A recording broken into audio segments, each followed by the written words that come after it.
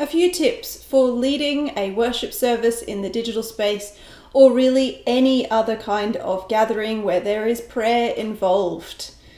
We'll use the example of Holy Hermits Online and what we do in our space to offer some of these tips and tricks, which you might like to consider before you begin leading liturgy in the digital space.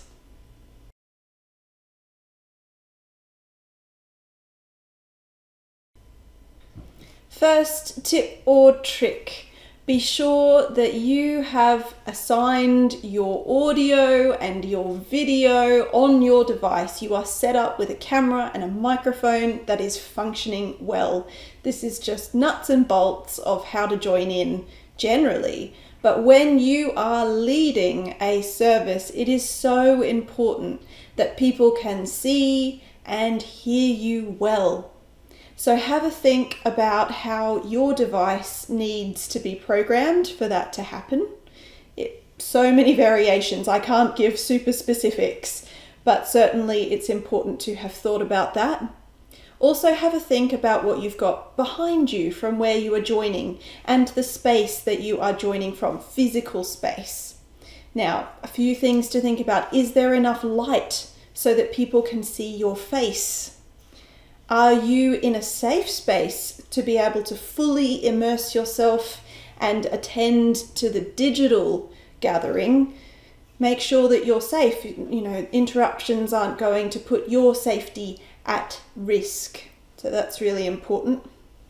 Think about what people might see on screen. So make sure that what you've got behind you in your space is what you're comfortable with others viewing. So if you're joining from a space where maybe you've got some personal items out, maybe you want to put them away, or you might even want to really intentionally curate your space. You can see behind me I've got artworks, I've got books, there's lots of things that are stimulating for people to see in the space around me, and I'm very happy to share those. So have a think, what will people see behind you?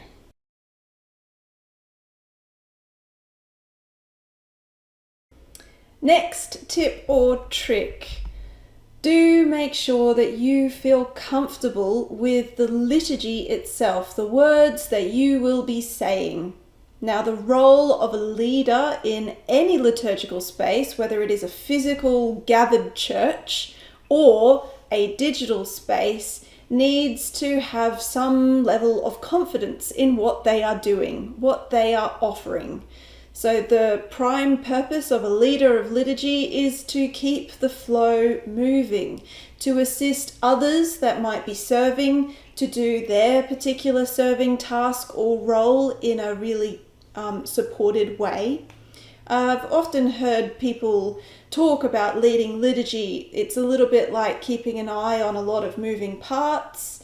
You need to be able to help direct things and smooth the transitions from one part of liturgy to another.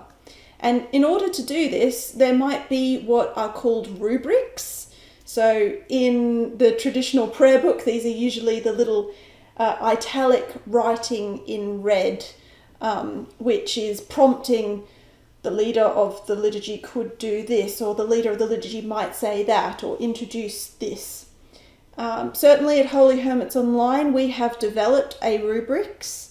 There are words which are prompted throughout the service that are not part of the actual prayers, but are there for the leader to say. So, for example, we now pray this prayer together. Great, it's a call to prayer. Everybody knows that it's something everyone's going to say, and we then begin it and lead it, and it happens. So that's an example of a rubrics. Another might be, thank you, reader number 1. I'll now call on reader number 2 to offer the next lesson. And we have a few extra mechanical things in that to prompt people to mute and unmute. It's just part of the digital zone. So make sure that you feel really confident with your rubrics, or just in general with the flow of the liturgy, so that you can assist with your words and your leadership, all the other people in the space to feel comfortable.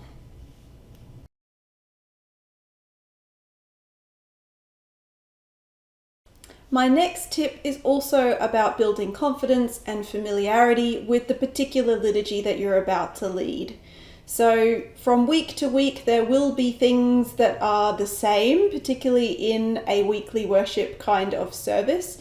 You might also be called on to lead other kinds of services that happen less regularly and that you might not be as familiar with. So I like the rule of 3. 3 is a really good number. We love 3. I can think of many reasons why, not least of one being the Holy Trinity, but 3 times I would suggest that you read your liturgy. The first time, just read it through so that you are getting a sense of what the liturgy is calling you to do as the leader. The second time, I would advise that you actually read your liturgy, and particularly your parts of the liturgy, out loud. That way you can hear yourself. You might like to do this in company with someone else. This can be a beautiful thing to offer to others around you to help involve them in your ministry so that they feel like they're supporting you, which is always a beautiful thing. You might like to read your liturgy out loud to yourself in the mirror. That can often help with building confidence. Or just read it out loud to God. You can have that as a spiritual exercise of prayer as well. Also, he's not here right now on his chair, but when Mash is around, or even Star, I know that I find myself practicing things with them. So if you have a companion animal handy, or even a wild animal that might visit you in your space regularly, great, read the liturgy out to them. And then the third time that you read the liturgy through, that would be the time when you are really, really focusing on just your part, making sure that you have that rhythm and that comfortability built in there because you've done your homework. So, rule of 3, read the liturgy through 3 times, and I would suggest that you do that on different days. So if you're going to be leading on a Sunday, maybe access it for the first time on the Wednesday. Read it through in your brain once. And then maybe give it a couple of days, and on the Friday, read it through out loud. And then maybe on the Saturday, read it through one last time, paying attention just to your parts. The rule of 3.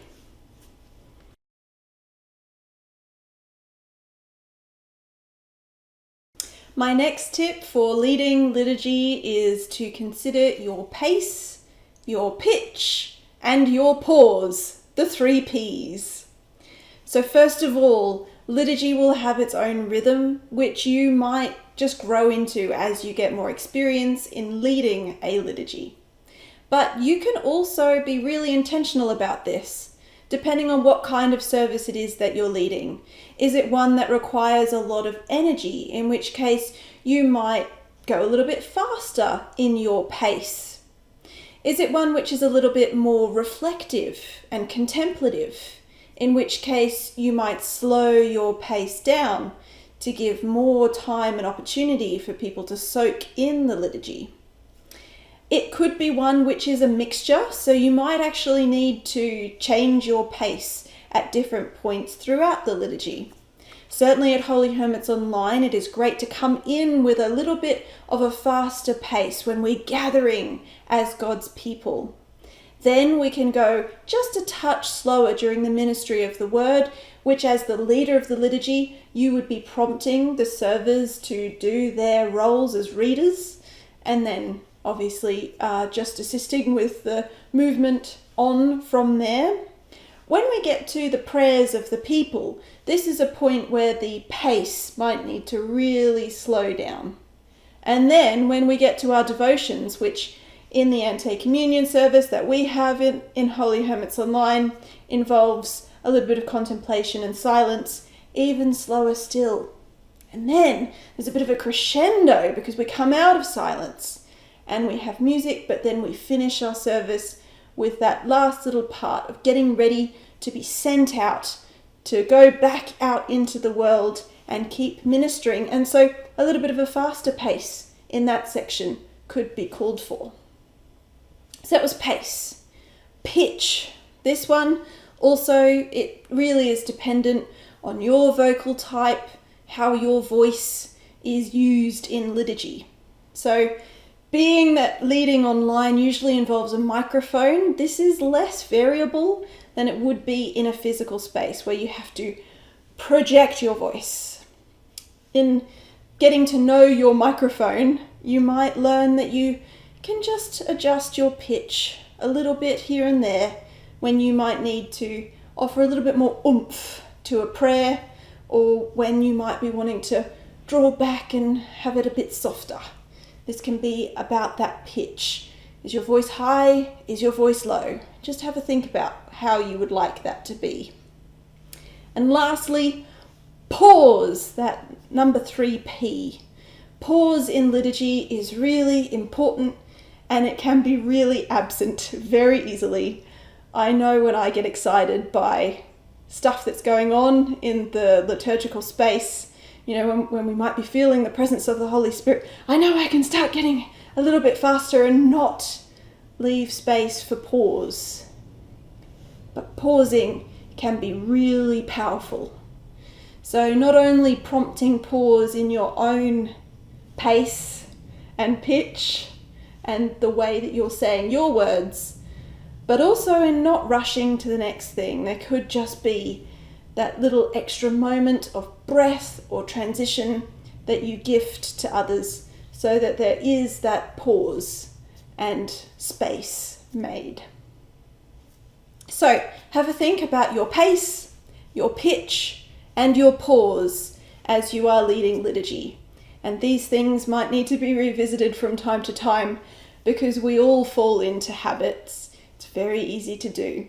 So good to reflect, and maybe even invite someone else to reflect on your pace, pitch, and pause and give you some pointers.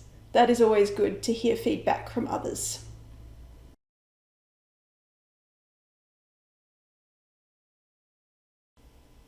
When leading a liturgy online, it is so important to breathe and to leave room for your breath in the middle of sentences as well.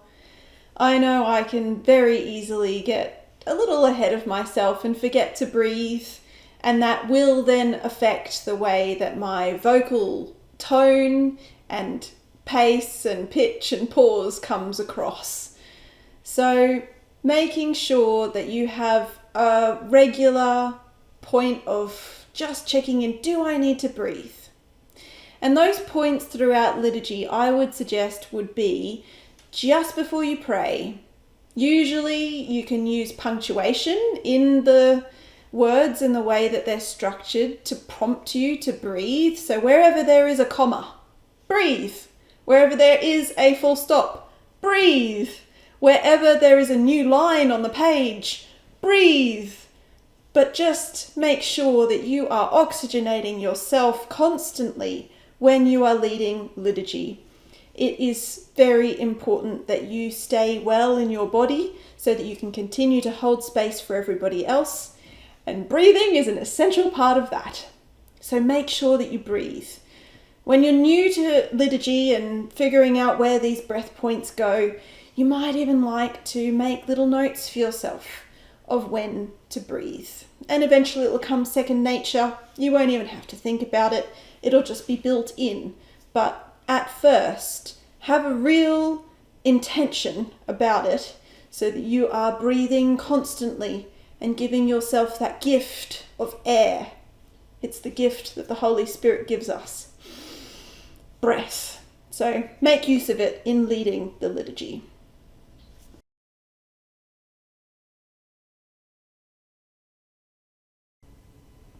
What happens if something goes wrong when you are leading at worship? Well, it is bound to happen, especially in the digital space. Often it is the technology that might have a glitch or a hiccup, and we might need to keep holding the space. So that is the main function and purpose of a liturgical assistant or someone who is leading the liturgy, is to hold space. And what are we holding space for? This is our why. Why do we do this?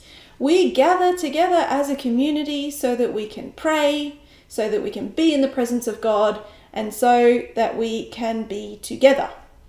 We don't come because we are practicing perfection and are rehearsing liturgy so that we can get it right.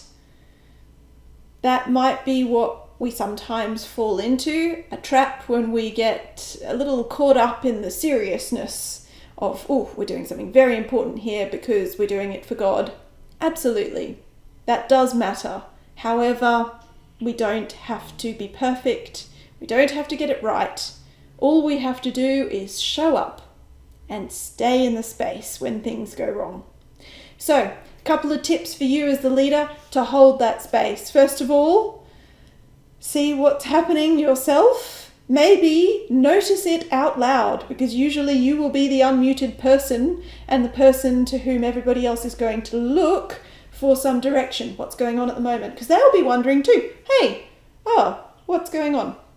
So if, for example, we've lost the broadcaster and their screen is no longer being shared with the liturgy on it, we've lost the words. We have nothing to guide us as we are continuing praying together. That's okay. We can put a pause on worship, fix the problem, and then resume when we are ready. So you can just say that. Oh, looks like we've lost the screen. Okay, we need to wait until the broadcaster has resolved the issue or returned and got set back up again. Or we might invite the backup broadcaster to begin sharing their screen and find where we're up to and we carry on. Or we might have another kind of technical problem, in which case, if you lose Zoom and you hop off and something happens to your device, just take a deep breath and join in again as quickly as possible. That's all you can do. So whatever happens, remember the purpose of worship.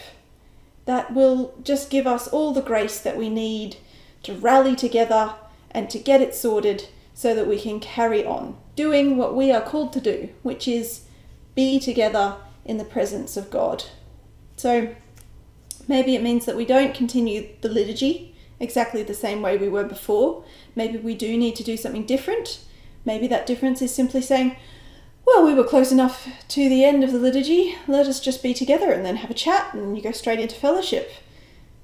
Maybe that's the best way forward. Whatever the need of the moment is, as long as you don't panic, you breathe deeply and you remember what we're there for, God will also step in and help you with what you need to say and do to keep holding the space.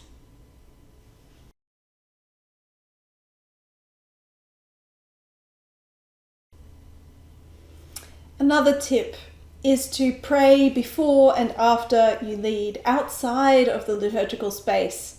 So before you are joining online, try and set aside a few moments when you might sit quietly and have a little prayer time with God. And then afterwards, to reflect on the experience and also come down off of the high that leading liturgy is, try and set aside time also to spend with God. It could only be a few moments. You don't need particular words of, preparation or prayer. There are plenty that you could use. Maybe you'd like to compose your own. But just making space for God to get at you before you lead and then to be with you to reflect afterwards is a really beautiful thing. It will enable you in a way that all the practicing and all the tips and tricks in the world can't. Because if we just rely on God and rest on the Holy Spirit, we will be carried, we will be equipped, we will be given what we need to do the work we are being invited to do. It is hard sometimes for us to remember that, and we can very easily try and rest on our own abilities and skills and knowledge and experience. Well, the vastness of God's experience is there for us to draw from. So pray. Pray before. Pray afterwards. Even pray in the middle of it. And you might find that when you are leading liturgy, you're so busy holding the space for everybody else that you might not necessarily feel like you are worshipping yourself. That's okay. But it is still an act of worship to lead, as you are participating in God's work and the work of God's people, which is what the word liturgy itself actually means. So I hope that is helpful and nourishing and will nurture you in the ebbs and flows of leading and holding the space for others. So that was the 7 tips and tricks that I can offer to those who are just starting out or maybe refreshing their leadership as a liturgical assistant, leading liturgy in a digital space. And it looks like Mash is ready to head off too. So we will finish it here. I just want to offer a reminder that there is always support to those who might need it. In the clergy, you can always ask a clergy person if you would like a run through, or if you just need to have a chat about your vocation as a leader. So don't be shy, call out and make sure that you feel well supported. But I wish you every blessing in this ministry. And I think Mash has given us the hint. Let's finish it here.